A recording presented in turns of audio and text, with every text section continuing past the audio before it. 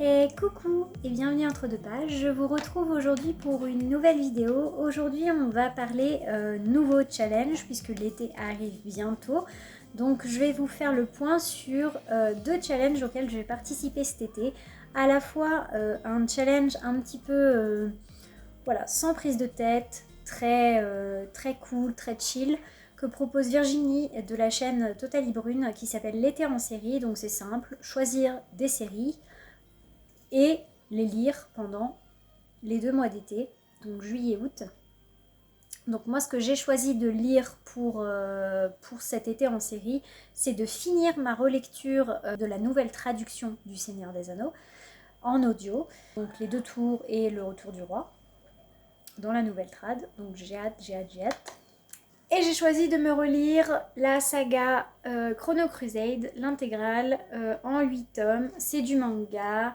Ça se passe dans les années 20 aux États-Unis. On va suivre Rosette, qui est une religieuse qui chasse les démons et qui va s'allier à un démon qui s'appelle Chrono. J'adore cette série, je la trouve très belle.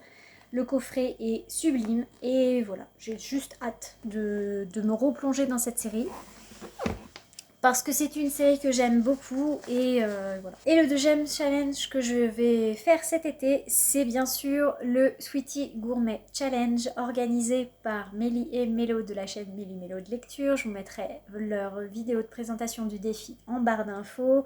C'est la 2e année qu'elle l'organise. J'avais adoré le faire l'an dernier. Je vous laisserai mon bilan de l'année dernière en barre d'infos aussi si ça vous intéresse. Finalement, les grosses catégories ne changent pas parce qu'on est toujours sur cette histoire de menu au sens propre. Donc on va avoir le cocktail, mise en bouche, entrée, plat, dessert, trou normand, fromage, digestif, tout ça. Plus des jokers, mais elles ont un petit peu varié les catégories et surtout rajouté des choses à faire, en fait, des défis, oui, des actions en fait, en lien avec la lecture, ou pas d'ailleurs. Et je trouve ça plutôt sympa, couplé avec un petit peu des envies de photos sur Insta. Enfin, ça peut être très très chouette à faire. Donc j'ai hâte de faire tout ça. Et je me suis fait une pile à lire, voilà, énorme comme d'habitude. Parce que j'adore, vous savez, si vous me suivez depuis un petit moment, que j'adore les piles à lire énormes et qu'au final je ne les suis pas vraiment, mais c'est pas grave. Donc là, pour le cocktail, il y avait 4 assiettes dans chaque partie du menu. C'est un vrai plaisir de tout remplir. Je vais pas vous faire de résumé des trucs, mais je vais vous présenter un petit peu ce que j'ai envie de lire plus ou moins à l'instant T, hein, parce que clairement ça va changer, je pense. Donc pour le cocktail, il faut lire une romance. Vous savez que moi et les romances, ça fait 2. Mais j'ai eu comme défi de lire des séries de romances par mon binôme de l'année. Donc voilà, donc on s'y met, hein, j'ai commencé. Donc j'ai mis le tome 2 de la saga Les McCoy, dont je suis actuellement en train de lire le tome 1. Ensuite, la deuxième sous-catégorie, c'est lire dans la nature ou à une terrasse de café. Ça sera fait. Troisième sous-catégorie, un anti-héros comme personnage principal. Là, je me suis prévu cet été une lecture commune du dernier tome des Hunger Games, donc la balade du serpent et de l'oiseau moqueur, qui est centré sur le personnage de Snow. Je pense qu'il est pas mal en anti-héros, le personnage de Snow. Ça va le faire. Ensuite, la prochaine sous-catégorie, c'est une couverture avec un parasol. J'ai un peu triché sur cette sous-catégorie, puisque j'ai mis à la fois un titre avec des parapluies. Parce que j'ai pas de titre avec des parasols dans ma pile à lire et j'ai pas envie d'en mettre un, donc bon, voilà. Un parapluie, ça ira très bien. C'est le premier tome de Nevermore de Jessica Townsend, Les défis de Morrigan Crow. Pour les mises en bouche après le cocktail, on passe aux mises en bouche. Donc la première sous-catégorie, c'est une lecture feel good. J'ai envie de me lire, si vous avez vu mon book haul de mars-avril, c'est un des cadeaux que j'ai reçu à mon anniversaire. J'ai envie de lire Celui dire enfin de Agnès Ledig. Parce que ça parle de brocéliande, que ça me rappelle les vacances et voilà, j'ai envie de lire ce bouquin-là en lecture feel good. Je pense que ça peut être très bien, donc ça passe dedans. Ensuite, la prochaine catégorie, c'est un roman jeunesse. Alors, il y en a pléthore à la maison. Mais j'ai envie de continuer les Ulysse Moore de Piero Domenico Baccalario. Donc là, j'en suis au 3e tome qui s'appelle La Maison au Miroir. C'est des petites enquêtes jeunesse qui me plaisent bien. Et cet auteur italien est vraiment quelqu'un dont j'aime beaucoup le style. Ensuite, la sous-catégorie suivante, c'est une couverture jaune ou orange. Donc j'ai choisi de mettre La Guerre des Salamandres de Karel Čapek. Pareil, je vous l'ai présenté dans le tour d'Europe, premier tour d'Europe. C'est un auteur tchèque. On est sur une île un petit peu à la Jurassic Park avec des humanoïdes salamandres. Une dénonciation de l'impérialisme. On verra bien si j'arrive à le sortir parce que c'est une grosse pavasse. On verra. Et la dernière sous-catégorie de la mise en bouche, c'est déposer un livre en boîte à lire. Alors, tous les livres que j'ai à déposer en boîte à lire, il y en a une tripotée, donc celle-là, elle sera faite, il n'y a pas de problème. Et ensuite, on passe aux entrées. Alors, les entrées, il y avait une sortie de l'année. Donc, sur les sorties de l'année, il y en a pas mal quand même que j'ai envie de lire. Mais celle qui me fait le plus envie en ce moment, c'est c'était Les Dossiers du voile de Adrien Thomas, parce que c'est justement Virginie de Totally Brune qui en a parlé. Visiblement, ça avait l'air complètement barré comme truc, et vous savez que les trucs barrés, généralement, ça me plaît bien. Ça se passe à Paris, et dans un Paris un petit peu loufoque, un peu à la Pierre Pével dans Le Paris des Merveilles. J'ai bien envie. Entre ça et le Paris de Sylvain Sylvain de Raphaël Albert, entre les deux, un mix entre ces deux univers-là. Et j'aime beaucoup ce Paris de la belle époque, un petit peu fantasy fantastique. J'aime beaucoup ce principe, donc j'ai hâte de lire celui-là. Après, un livre de plus de 600 pages. Alors là, c'est simple, j'ai des lectures communes à faire avec mon binôme de l'année. Donc on va se lire Le Faiseur de rêves de Lenny Tenor, que j'ai acheté en poche et qui fait 700 et quelques pages. J'ai tardé en fait à lire cette série, mais c'est un diptyque, je me dis, et voilà. Il y en a tellement eu des gorges chaudes de ce truc-là pendant des semaines, voire des mois, que j'ai peur en fait de le lire, mais en même temps j'ai très envie. Donc on va voir. Et le suivant c'est un one-shot. Là j'ai envie de me lire Carnet de Julia Richard, parce que c'est Mélo qui en a parlé dans un avis lecture. Et elle m'a vraiment donné envie de le lire, donc j'ai hâte de me plonger dedans. C'est un des titres des sélectionnés du PLIB de cette année. Et il me faisait bien envie. La sous-catégorie suivante, c'était écrire dans un journal, des poèmes, un roman. Alors, sachant que je fais un carnet de lecture, quand je fais des sessions de jeux de rôle avec des amis, on fait des résumés. Je rajouterai des trucs au bilan par rapport à ça. On verra ce que ça sera. Les plats, ensuite, après l'entrée, il y a les plats. Donc en sous-catégorie, il y a la saga familiale ou le secret de famille. Ça, c'est quelque chose qui leur tient beaucoup à cœur, Amélie et Amélo. C'est quelque chose qu'elles aiment beaucoup. Moi, ce que j'ai envie de lire, c'est Le Soleil d'Escorta de Laurent Godet, dans une version absolument sublime que j'ai chez Tichina, je crois, au niveau de l'éditeur. C'est une version en grand format hardback avec des illustrations sublimes à l'intérieur. J'ai vraiment hâte de le lire et ça fait des années qu'il est dans ma pile à lire. Je n'ai aucune excuse de n'avoir pas lu ce livre encore. Mais voilà, il va y passer cet été parce qu'il me fait trop envie. Ensuite, 2 livres de la même maison d'édition. Je vous bassine avec cette maison d'édition qui est là derrière. Il y en a plein. Donc je lirai 2 livres de la collection Autre Monde chez Mango Jeunesse cet été. Parce que je m'en suis pris pléthore dans mes derniers achats d'occasion. Vous en avez vu plein dans tous les book hauls que j'ai présentés, il y en a.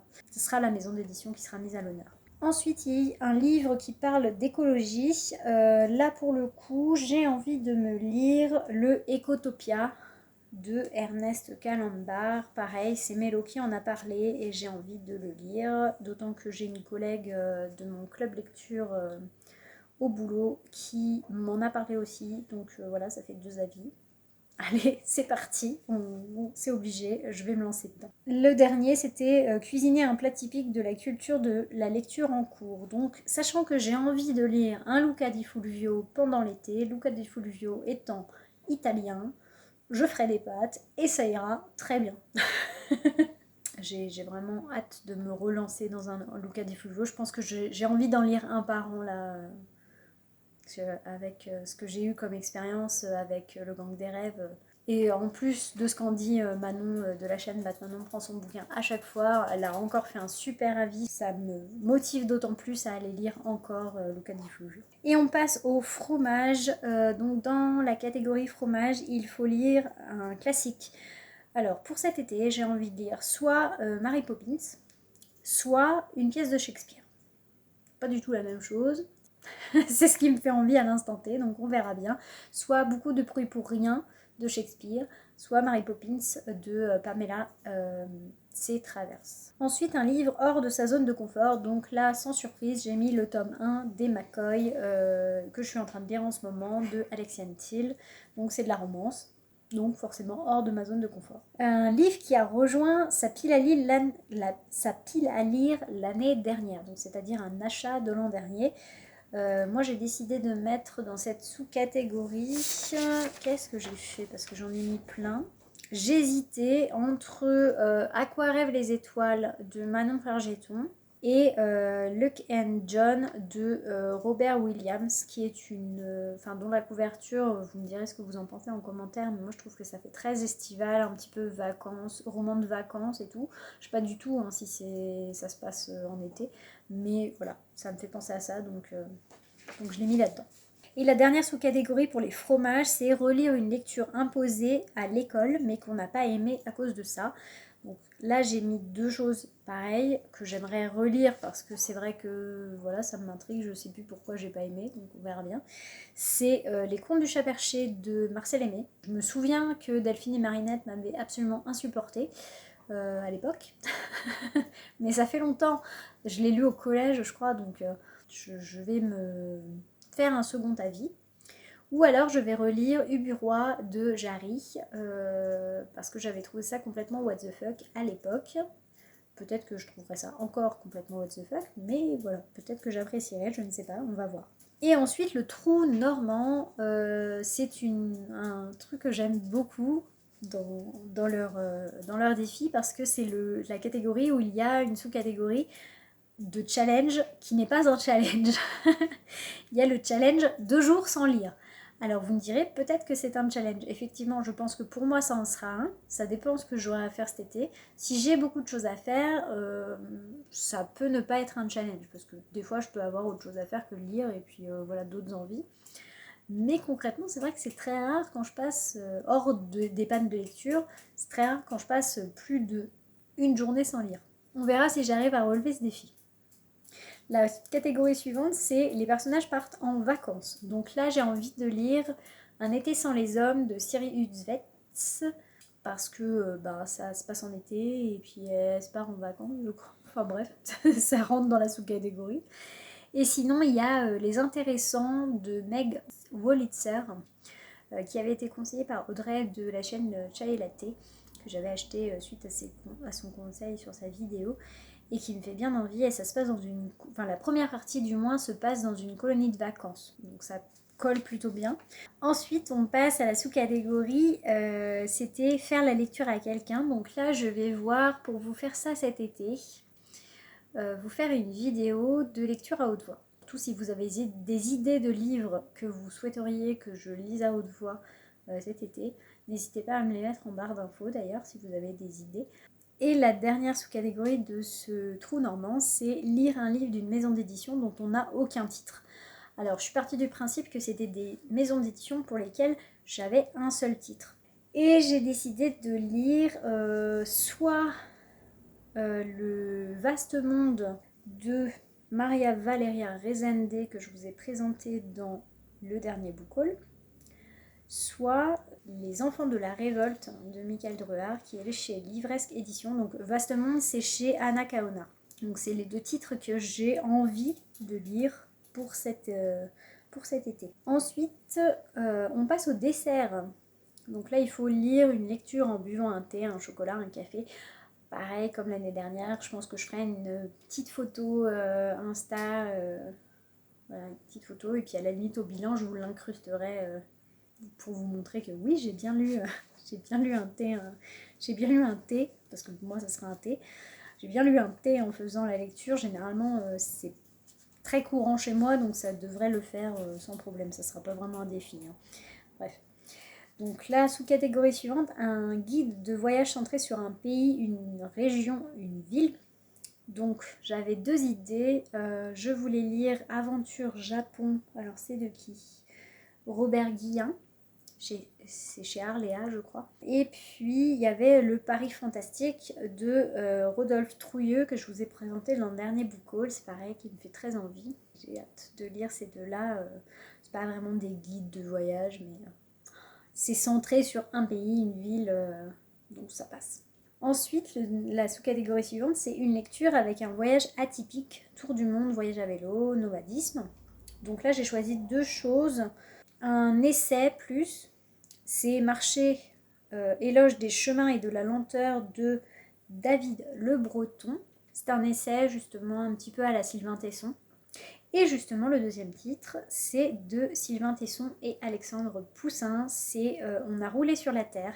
Donc c'est un voyage qu'ont fait ces deux personnes à travers le monde en vélo.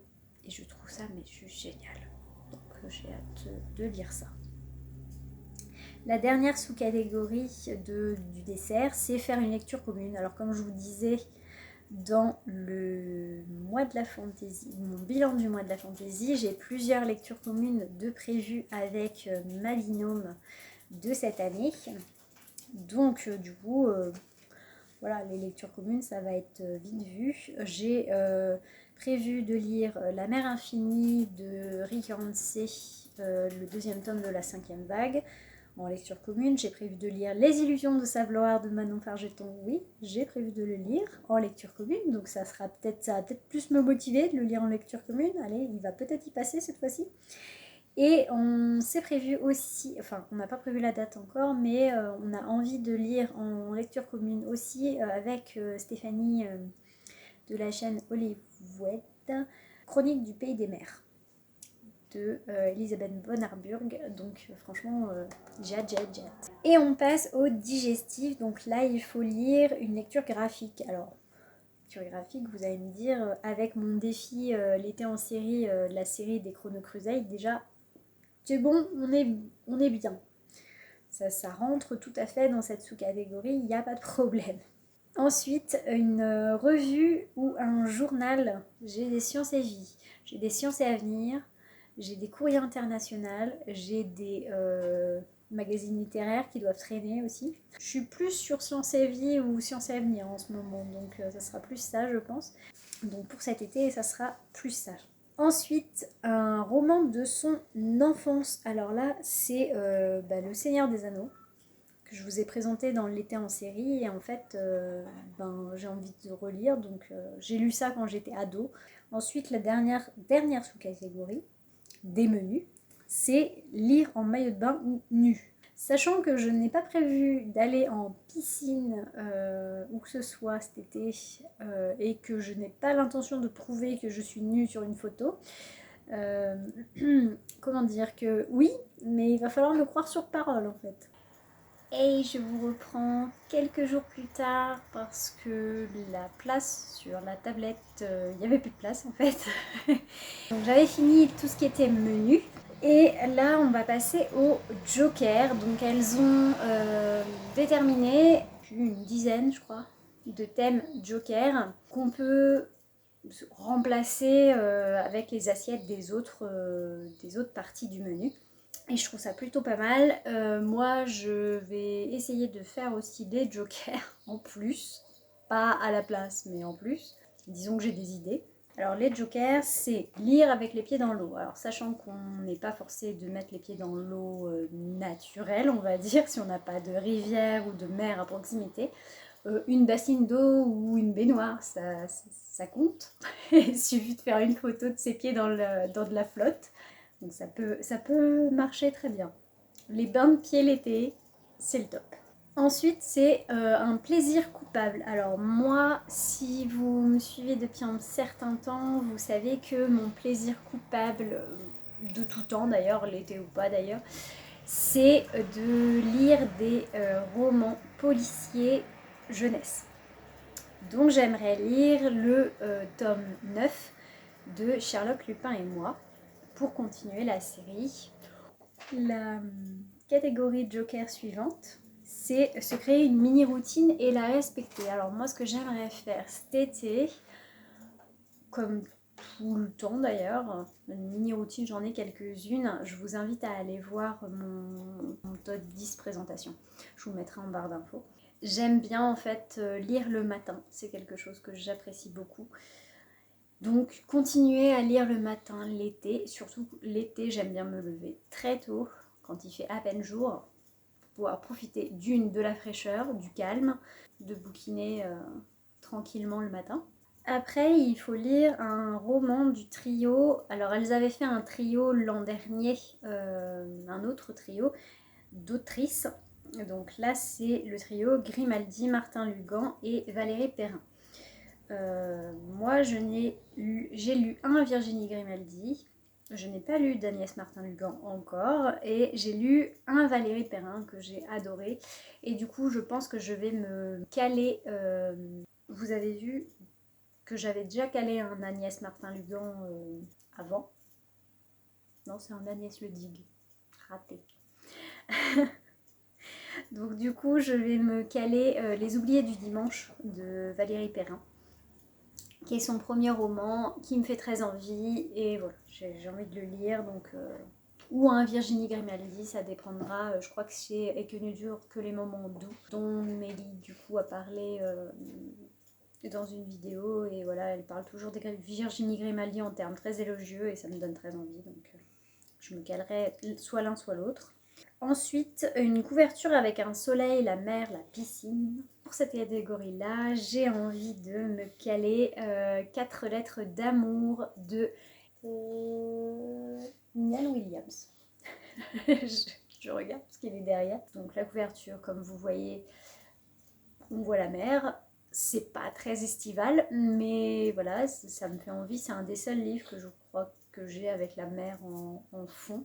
Une histoire familiale, je crois, avec des lettres de la grand-mère ou l'arrière-grand-mère qui sont retrouvées par la petite fille, et du coup elle va enquêter sur le passé de sa famille. Un livre dans lequel une naissance a lieu. Alors là c'est un peu particulier, vu que j'ai envie de me faire l'été en série avec ma relecture du Seigneur des Anneaux de la nouvelle trad.